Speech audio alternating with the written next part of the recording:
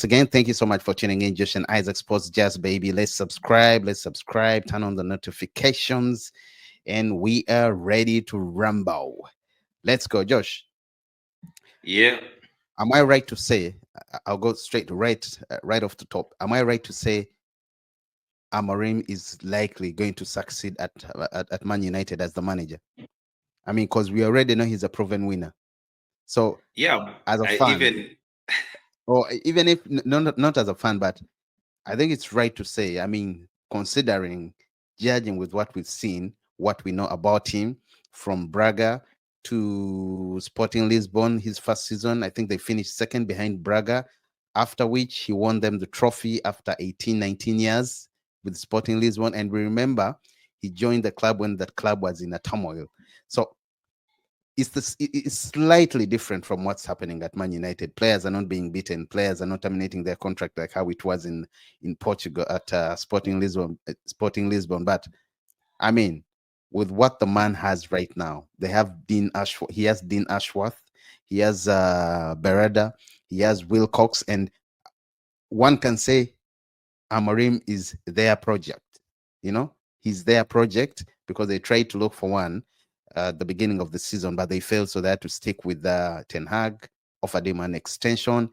But now we see they have their own man. And I'm thinking they are going to do everything within their power to make sure Amorim succeeds. What's your take on that? True or false? Yeah, I don't know. For me, I don't even have any doubt that he will succeed. By using the word likely to succeed, I think you still have some doubt, but best believe that this It's is the the right Premier man League, for the Josh. job. You always have to. Yeah, it's the Premier League, but he's the right anything can man for happen. the job.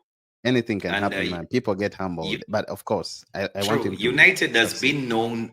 United has been known for swallowing up managers over the years, but there is one or two good things that are happening at Manchester United that did not happen in the years before. So everything looks very different. When Ineos took a stake in the club, the first thing they did right was to ensure that they do get a structure at United, even before they knew who the manager would be, That because is then it is correct. important for you to bring in the top in class in positions that are going to be making decisions at the football club for the good of the product on the pitch. And they did do that. They nailed it with the acquisition of Omar Berrada, the persistence pursuit of Dan Ashworth only exhibited what Ineos was about and what they wanted to achieve at the club. Then Correct. the recruitment of Jason Wilcox and the director of recruitment, that's Vivo. I mean, it all just came together, and now Manchester United has a proper structure, um, which you think that the buck does not stop with the manager. I mean, the people who are there to make these decisions happen for Manchester United and the good of the product on the pitch are there. So that structure is actually the one that I think will help Amorim at Manchester United to succeed, because I mean, unlike the Eric Ten Hag's, the Jose Mourinho, at least now the manager has someone to go to. The manager has a framework within which to operate. Then he can only train the lads on the pitch and concentrate on making his team better, which is a thing that has not happened at Manchester United until Ineos. That is correct. That is, and it's like they had a book, or someone gave them notes, if I can say it, because I see the partnership between Omar Berrada and Dan Ashworth is really nice. And by the way, I heard there was a fallout between Wilcox and Ten Hag. They were not so good. They were not on good terms. That's what I had. I don't know how true that was, but yes, I do Wilcox agree. or I do Wilcox agree or that Christian Vivel. no, Wilcox. Vivel, yeah, Okay, correct, but Wilcox too. because Vivel is in charge of recruitment, and Jason Wilcox deals with the recruitment of the youth and stuff like that, youth development. I can Yeah. understand because Eric Ten Hag at a certain point, it is believed that he wanted more seasoned players in his starting lineup, but the guys at Manchester United did believe that bringing in a young lad like Joshua Zirkzee is much better than signing a player like Danny Welbeck.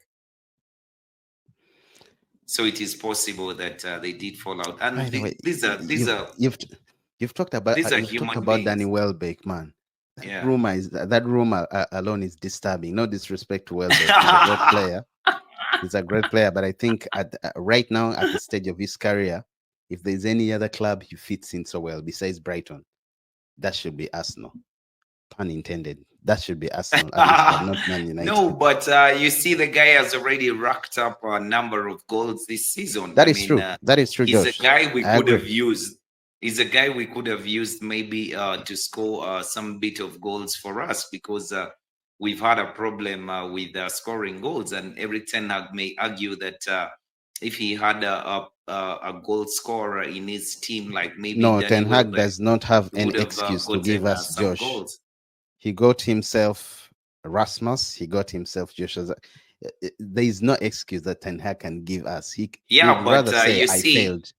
That would be fair yeah, and yeah, square. yeah. He can say that, but you know that at a club like Manchester United, even when Eric Ten Hag did get veto powers on signings and stuff like that, I mean, the people behind Manchester United are going to be able to look at certain players and have short-term and long-term objectives. So in that time, they did think that a young player like Rasmus Højlund would be a much better player than bringing in an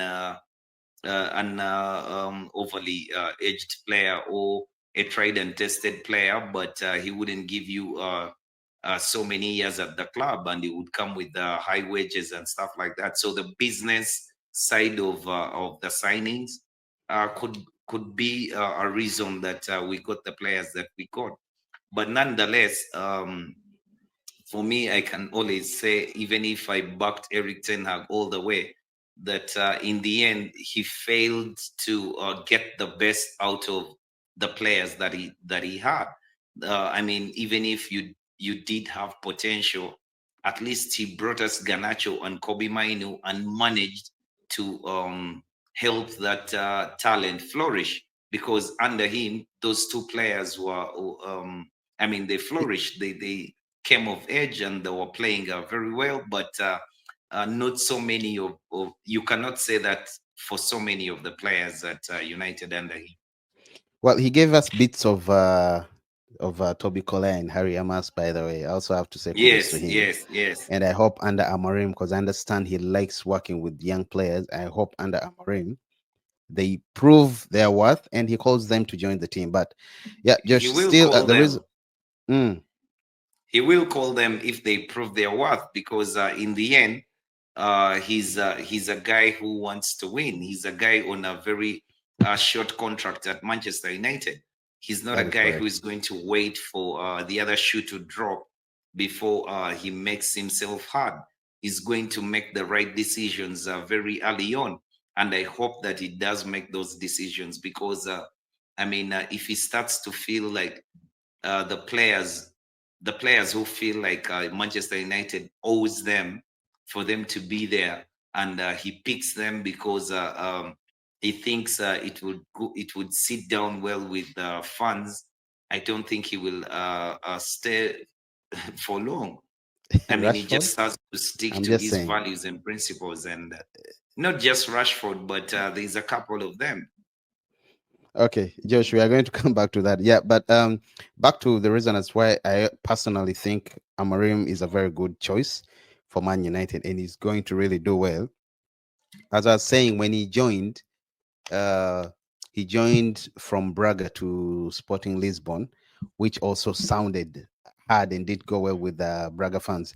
But in its first full season, Amorim guided Sporting Lisbon to a domestic double, of course, including uh, the league, as I said, as I mentioned earlier, winning the league that had taken them 18 to 19 years. I mean, that was quite an achievement. They were mocked that it was a one-time thing, and after the other season, he did it again. And if you remember his speech while at the pitch, rather while on the field celebrating, he said they said it was a one thing. Well, now we've proved again that we can do it over and over again. And in that season, Josh, the season where he won the double, uh, he only lost one game, Josh, in the whole complete season. So you Yes, see that he's really a proven winner. Out of 34 matches, he lost one, and 33 all went very well for him. So I think he's that not lost proves a game yet. He hadn't no, lost a game yet before he no, left. out of 13, no. In fact, his last match, you remember his last match Yes, again against Braga, they came from behind 2-0 to win 4-2. So that 4-2. shows you Yeah. the kind of mentality Amorim has. That shows you the kind of personality and character he has. And I believe with that character, I mean, I as a fan, I would want that character at Carrington, and I'm hoping the players get and learn that from him. Of course, he has his assistants like Carlos Fernandez. By the way, he's making 30 years today. Happy birthday to Carlos Fernandez, Happy who's his birthday, Carlos second in Fernandez. charge.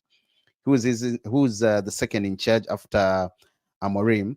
And from what I've also gathered about him, the little research I've done about him, he's a very good person, a very good assistant coach when it comes to paying attention and detail. He looks and follows so well, and that's one of the reasons as why Amarim is with him, and his whole team, by the way, his whole team, You can, Vital. you see, Amorim once said that, Carlos Fernandez will turn out to be a better manager than he is. I mean, you can say that he's just putting in a good word for his boy, but he does actually believe that Carlos Fernandez has what it takes to be a top manager.